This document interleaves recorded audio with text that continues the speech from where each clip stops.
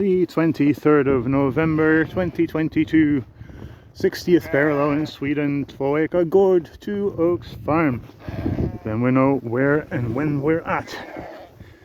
You could be forgiven for thinking that these sheep are very poor, are very hungry, have nothing to eat.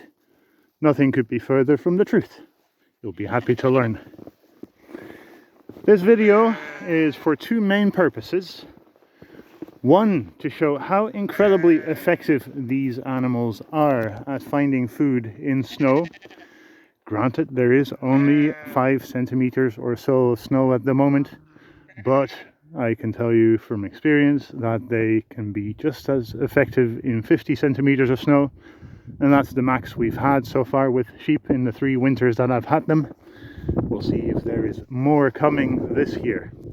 The second reason is to go into how they can be so effective. We'll get to that. Let's have a look first at what's happened so far. It is the 22nd. They went in here on the 19th, so they've not been in this part of the winter stockpile very long. And basically from the shelter there, this until where they are right now, you maybe see an electric mobile net fence running here, which runs all the way there. This is basically the area that we've covered in that time. But I've not given them all of that all at once. And that is essential. That is an important part of why they can be so effective in finding just about everything in the area that I have set aside for them in winter, 2.5 hectares roughly. So what I've done is strip grazed, so basically giving them a small bit in the beginning, and then when they're done with that, add another bit, and when they're done with that, add another bit, and so on. And so every time a new bit is added, they find completely new, fresh grass, freshly preserved underneath that snow, and have a full banquet basically. So you see them still looking for little bits of food in places that they have already been. So this here was the first area that I gave them. Then a triangle here was added, and then a little bit here, and then there. Hello, darling.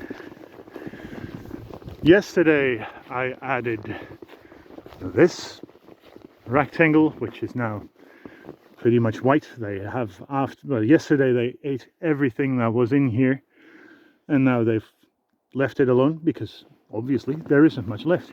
This morning, however, I added this bit, and it is nice that there was a bit of snow this morning, so you can see what they've done since 9:30 roughly this morning. It is now 3 o'clock. They have dug over this small bit entirely.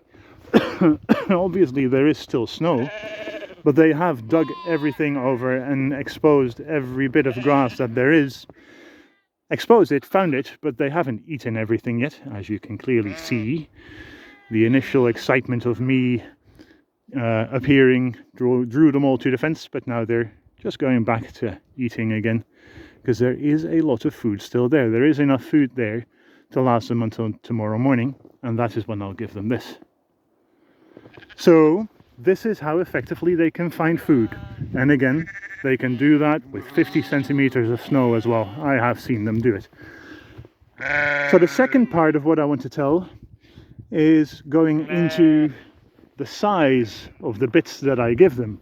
With about 20 animals, it turns out, and with the grass quality I've got, and in this area this grass has been recovering from their last grazing in early to mid-August. Then I pulled them out, and since then this grass has been growing. And in a previous video you can see how brilliantly green and lush it looked.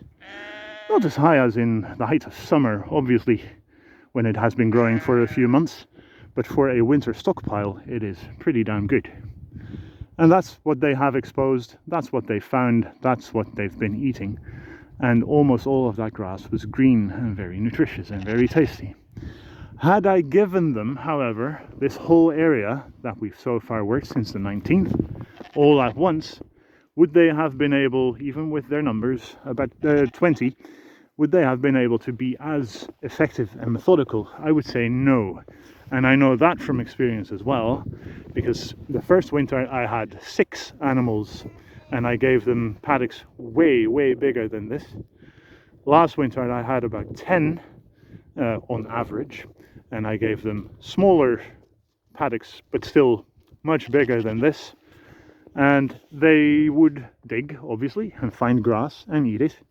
But as you go about in a large paddock, I know they're not that methodical. Then they dig a bit here, they dig a bit there, and they dig a bit there, and on.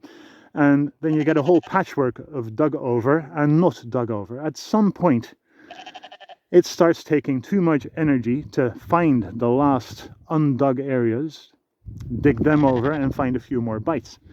It's just not worth it. So effectively, you lose a lot of grass that way that they don't eat. Giving them small enough and large enough paddocks that they, in my case, I chose for day-long grazes, that's the way it becomes effective.